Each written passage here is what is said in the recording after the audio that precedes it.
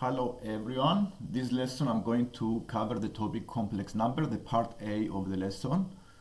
And let's see what is a complex number. A complex number is a number that is divided in two parts, the real part and the imaginary part. So I have an example as A plus BI. The real part is the number A, and the imaginary part is the part of the complex number BI. And complex number appears when we need to take the square root of a negative number. So we start by representing the square root of a negative one as the I, the imaginary part of the complex number. So in the cases where we have a quadratic equation that does not have solution, and the square root of is a negative number, the square root is a negative number, the discriminant is a negative number, then we have a complex number. For example, I split the square root of negative 16 as minus 1 times 16. So the square root of negative 1 becomes the I component, the imaginary part of the complex number, and the square root of 16 is 4, which becomes the 4i. The two solutions as minus 2 plus 2i and the minus 2 minus 2i.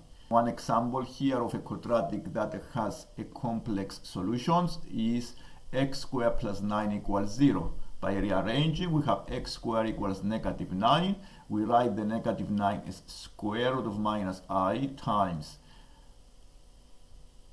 square root of 9. The square root of minus 1 is the I, so and the square root of 9 is 3, so I can write these two solutions as plus 3i and minus 3i.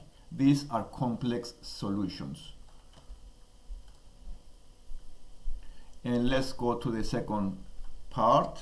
A complex number is a number that it can be written in this format, A plus BI. The A is the real number and the BI is the imaginary part of the complex number. And let's see this quadratic, x squared plus 6x plus 25 is equal to 0. You can see that the discriminant of this quadratic equation is negative, and that is why I have a square root of negative 64. Split the minus 64 as negative 1 times 64. 64 is a square number, so I can write the solutions of the quadratic function as minus 6 plus minus 8i over 2. And I can split the fraction in two fractions and simplify the fraction, and the two complex solutions are negative 3 plus 4i, the first one, and the second solution is negative 3 minus 4i. So this quadratic function has complex solution. Here I have different examples of how to add two complex numbers. You can add complex numbers the same way you add terms in algebra, like terms in algebra. You can add the real parts and also the imaginary parts together. So the one example is the 2 plus 3i minus 2 minus 3i. By simplifying this and collecting like terms, you can see that it can be simplified as 6i. We follow exactly the same algebra as we do with proper algebraic functions. So in case you have a bracket, you can times the bracket as 2 times 5 is 10, 2 times negative 8i is negative 16i. And you can also subtract complex number the same way. These are other examples.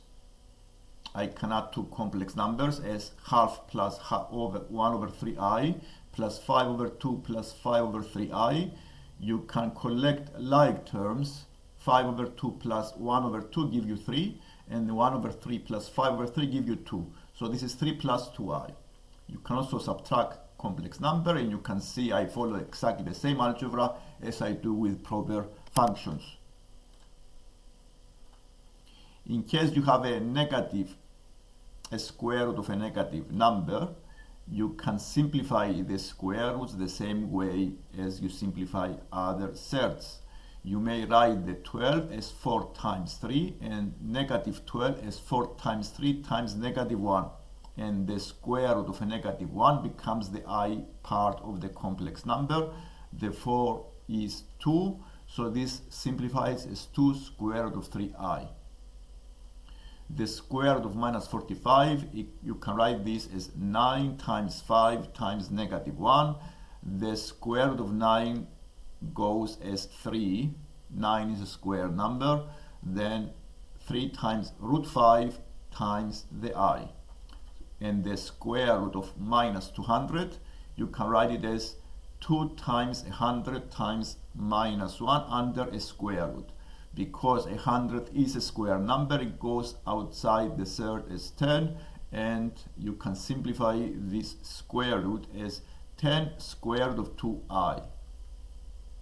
So you can simplify the square roots with negative numbers the same way you simplify any other square root. So the square root of minus 147, you can write this as square root of 49 times 3 times minus 1. This all under a square root. The 49 is a square number that can be simplified as 7. So you can write it as 7 square root of 3 times the I. So if you have a square root of minus 5, you can write it as square root of 5 times the I, because the square root of minus 1 is equal to the I. Another way of solving quadratics is to use the method of completing the square and then write the quadratic in the form x minus 3 bracket square plus 2 is equal to 0. Rearranging and using the inverse operations, you make x the subject of the equation, and then following exactly the same rules, you have the two complex solutions as 3 plus minus square root of minus 2, or you can write it as 3 plus minus square root of 2i. This is another example where I solve the quadratic equation by using the method of completing the square. So I write the x squared minus 2x plus 25 as x minus 1 bracket square minus 1 plus 25 is equal to 0. Then rearranging give you x minus 1 equals plus minus square root of minus 24. The 24, I write this 4 times 6, and it can be simplified as 1 plus minus 2 square root of 6 times the I. So this is another way of solving quadratic functions when you have a discriminant negative. In the same way is this quadratic, you have a discriminant that is negative, and you can see it goes into complex solutions.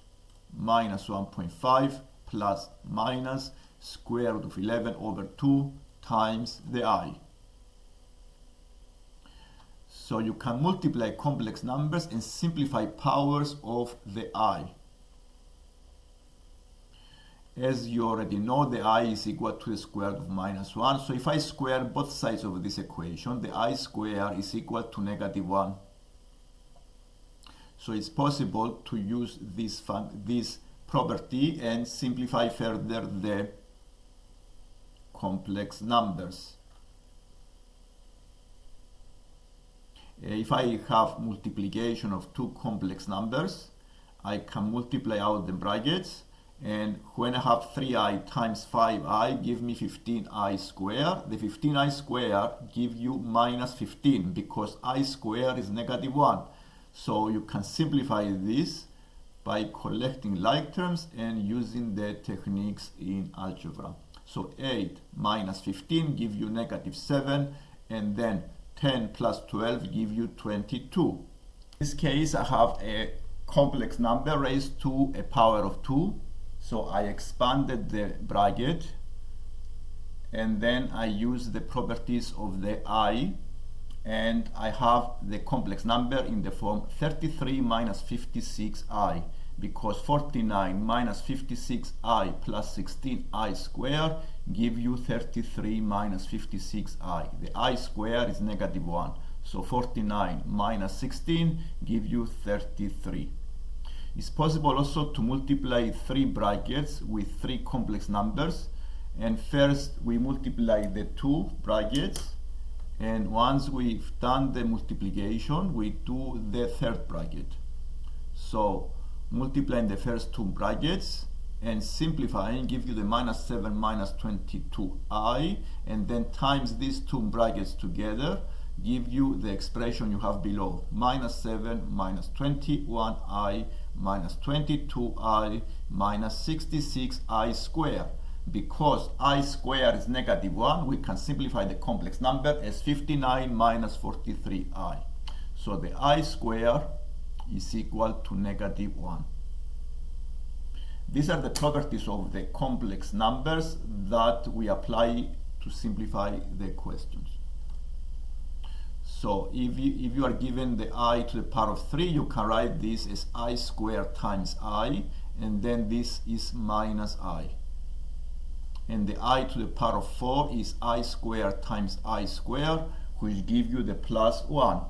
The I to the power of 4 is equal to the I squared times the I squared. So negative 1 times negative 1 give you a plus 1. So if you have 2i to the power of 5, you can simplify this by finding the 2 to the power of 5, which is 32, and the I to the power of 5 give you 32i, because I to the power of 5 is equal to I to the power of 4 times the I. The I to the power of 4 is 1, times the I give you the I. So the answer is 32i. The same way we can multiply 2 complex numbers and use these properties to simplify the answer.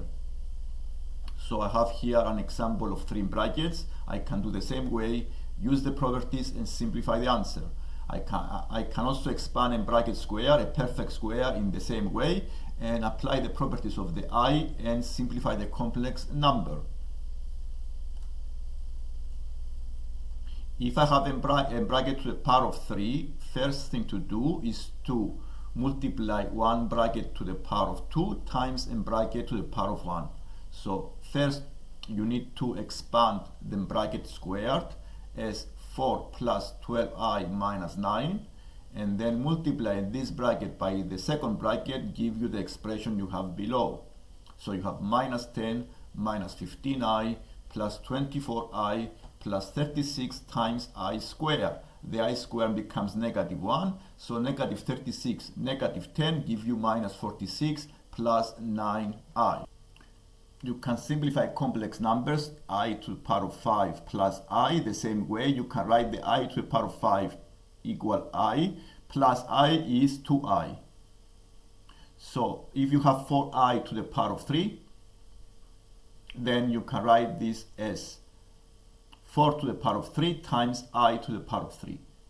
The I to the power of 3 is minus I. And therefore 4 to the power of 3 is 64. So 64 minus I. Then the minus 4 times I to the power of 3. The I to the power of 3 is the I. So it's minus 4I. So this give you, so the I to the power of 3 is negative I, so it's a plus 4I. So minus 64I plus 4I give you minus 60I. And you can also use the binomial expansion if we have powers higher than 3. For example, I can use the formula of the binomial expansion that I have below. 1 plus x to the power of n can be expanded in this way. So you can see I use this formula into this expansion of the complex number, and I ended up with minus 27 minus 48i by collecting like terms. You can also use the rules of indices to simplify complex numbers. For example, I to the power of 6, you can write it as I squared bracket to the power of 3. As you know, you times the indices, so you have 3 times 2, but the I squared becomes minus 1. That is why you can make it minus 1 to the power of 3 is negative 1. The same way you can simplify the 3i bracket to the power of 4.